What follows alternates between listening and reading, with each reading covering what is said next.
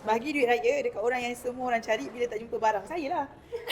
Bombastic side eye. Bagi duit raya dekat orang yang paling bergaya.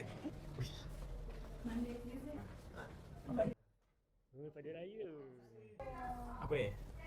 Orang yang paling cepat reply WhatsApp. Saya mana WhatsApp siapa sini? Saya tak ada kawan. Assalamualaikum Ustaz. Ustaz berapa Ustaz? Ustaz mana Ustaz? Selamat Raya Ustaz.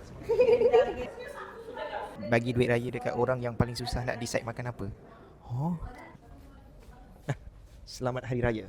Maaf zahir dan batin. Bagi duit raya dekat orang yang selalu jadi mangsa kena belanja.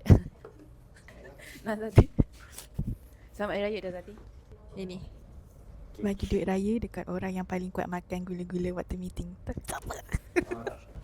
Mr. Boy. Hari ni Mr. Boy handsome sangat. So saya nak bagi duit raya. Selamat Hari Raya. Terima kasih. Bagi duit raya dekat orang yang selalu minum mix lah. Tak tahu siapa Okay. Bagi duit raya dekat orang yang paling banyak kejap lagi atau nanti jawab. Selamat Hari Raya. Wow, dapat juga. Okay, nak. Terima kasih. Salah. Bagi duit raya dekat orang yang paling dipercayai kalau berlaku kecemasan. Bagi duit raya dekat orang yang paling semangat masa hari gaji. Okey. Selamat raya. Kenapa?